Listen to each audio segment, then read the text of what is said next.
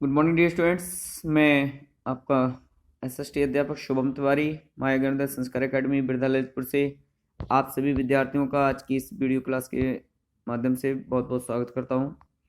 विद्यार्थियों, जैसा कि आप सभी जानते हैं कि इतिहास विषय के अंतर्गत हम अपना कक्षा का अध्ययन कर रहे हैं, जिसमें अभी तक 8 लेसन कंप्लीट हो चुके हैं, जिनकी रीडिंग, स्टडी और अध्ययन हम कर चुके हैं।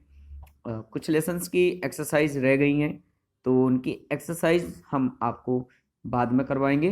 तो आप अभी केवल अपनी वीडियो को देख करके ही अपनी बुक से उसका अध्ययन करें, समझें, लेसन को समझें और उसके उद्देश्य को समझें।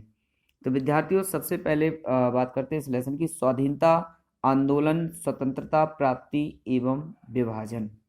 विद्यार्थियों, भारत में और भारतीय समाज में या भारतीय लोगों में राष्ट्रवाद की भावना का विकसित होना और उस भावना को एक दृढ़ निश्चय बनाकर अपनी स्वतंत्रता के लिए अंग्रेजों के विरुद्ध आंदोलन खड़े करना, अपने अधिकारों, अपनी मांगों को पूरा करवाने के लिए अंग्रेजों को विवश करना, तत्पश्चात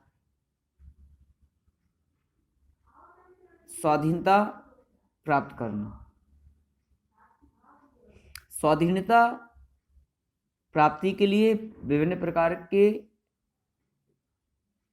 सामाजिक और पार्टी कार्यकर्ताओं, नेताओं द्वारा चलाए गए आंदोलन, उनमें भाग लेने वाले हजारों लाखों भारतीय लोग और स्वाधीनता को प्राप्त करने के बाद, स्वतंत्रता प्राप्ति के बाद भारत का जो विभाजन हुआ वो कैसे हुआ, कौन कौन सी घटनाएं उस समय इतिहास में घटित हुई, आइए उन सभी का अध्ययन आज हम इस पाठ के माध्यम से करते हैं। 20वीं शताब्दी के प्रारंभ से ही भारतीय स्वाधीनता आंदोलन की दिशा और तारीखों में काफी बदलाव आया। इन दिनों महात्मा गांधी दक्षिण अफ्रीका में थे। वहां भी अंग्रेज गैर अंग्रेजों से भेदभाव करते थे। गांधी जी को भी उनके इस भेदभाव को सहना पड़ा।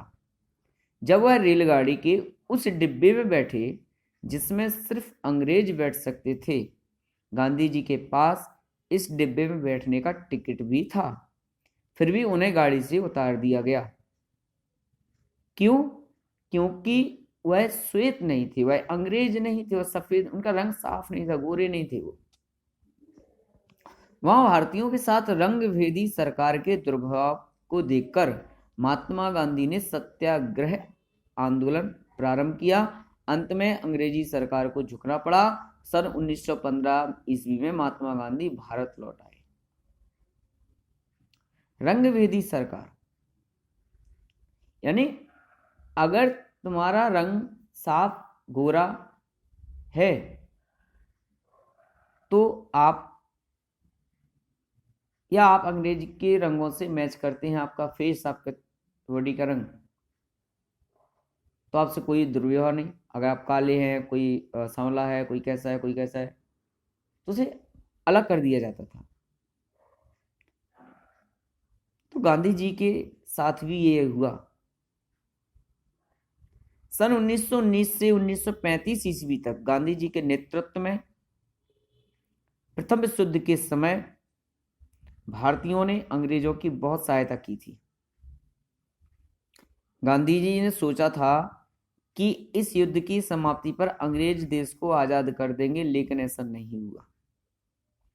ब्रिटिश सरकार ने कांग्रेस और क्रांतिकारियों की बढ़ती हुई शक्ति का दमन करने के लिए मार्च 1919 ईस्वी में रोलेट एक्ट पास कर दिया, जिसके अंतर्गत सरकार किसी भी व्यक्ति को बिना मुकदमे के कैद कर सकती थी।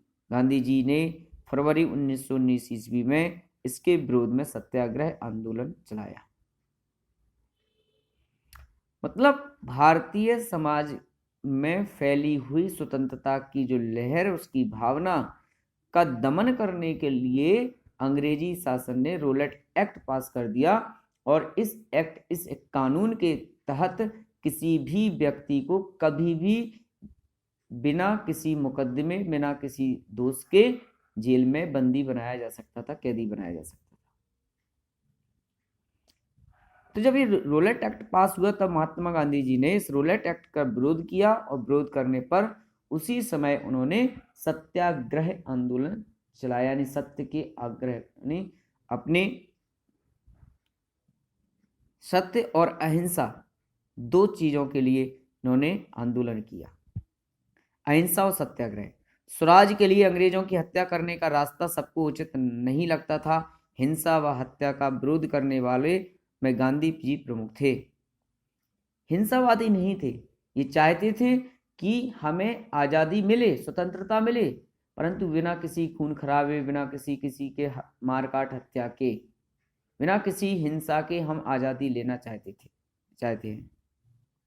उनका मानना था कि अगर हमारी बात सत्य है, अगर हम अपनी बात पर अड़े हैं, अगर हमारी मांग जायज है, अधिकार जायज हैं, तो बिना जोर जबरदस्ती व हिंसा के भी उसे प्राप्त कर सकते हैं, और उसे हमें ऐसे ही प्राप्त करना चाहिए। अतः हमें सत्य के लिए सिर्फ आग्रह करना चाहिए, सत्याग्रह, सत्य के लिए आग्रह, सत्य के लिए मांग, सत्य के अधिकारों के लिए डिमांड अपनी करनी चाहिए। और गांधी जी ने फरवरी 1919 में इसके विरोध में यह आंदोलन स्टार्ट किया, और सत्य को हिंसा से प्राप्त न करने की कोशिश नहीं करनी चाहिए, ये उद्देश्य लेकर के गांधी जी अपने इस मिशन की ओर आगे बढ़े। इस आंदोलन के द्वारा विभिन्न प्रकार के कार्यक्रम भी बनाए गए, जैसे अन्याय करने वालों का सहयोग न करना, यानी असहयोग आंदोलन। जो लोग गलत हैं, जो लोग अन्याय कर रहे हैं, जो गलत रास्ते पर चल रहे हैं, जो अंग्रेजी सेना का साथ दे रहे हैं, ऐसे लोगों की बात नहीं मानना, ऐसे लोगों का सहयोग नहीं करना, कोई मदद नहीं करना, अनुचित लग रही बातों को मानने से इनकार कर देना, यानी अवज्ञा आंदोलन चलाया। भाई जरूरी नहीं है कि आप किसी की बात को मानिए, अगर कोई व्यक्ति गलत है, गलत सलाह देता है, गलत रास्ते पे चलने के लिए प्रेरित करता है, और किसी की अगर बात आपको अनुचित लग रही है, तो अवज्ञा आंदोलन। गांधी जी ने राष्ट्रीय आंदोलन में अंग्रेज शासन से असहयोग और अवज्ञा का तरीका जोड़ा। जब गांधी जी राष्ट्रीय आंदोलन में शामिल हुए तो उस आंदोलन में एक नया मोड़ आया। गांधी जी ने लोगों की छोटी छोटी ठोस दिक्कतों को हल करने के लिए आंदोलन छेड़ते थे। वह अंग्रेज सरकार से मांग करते थे, लगान कम करें, नमक पर से कर हटाएं, जंगल के उपयोग पर पाबंदी हटाएं, शराब की बिक्री बंद करें। शराब बिक्री से सरकार को बहुत चूंकि आय होती थी। गांधी जी के नेतृत्व में हजारों संख्या में लोग अपनी ठोस समस्याओं को लड़ने के लिए आंदोलन की राह पर निकलने लगे। इसके पहले किसी भी प्रयास से भारी संख्या में आम लोग राष्ट्रीय आंदोलन में नहीं उतरे थे। तो विद्यार्थियों, ये सभी ऐसी घटनाएं हैं जिन घटनाओं को लेकर के बहुत सारे लोग गांधी जी के पास पहुंचते थे, और गांधी जी इन समस्याओं को हल करवाने के लिए आंदोलन छेड़ दिया करते थे। हजारों लोग उन आंदोलनों में प्रतिभाग करते थे। विद्यार्थियों, स्वाधीनता संग्राम में और भी कुछ आंदोलन है, कुछ कांड हैं, कुछ घटनाएं हैं जिन पर हम अध्ययन करने के लिए फिर उपस्थित होंगे। तब तक के लिए बहुत बहुत धन्यवाद, शुभकामनाएं, बहुत बहुत शुक्रिया।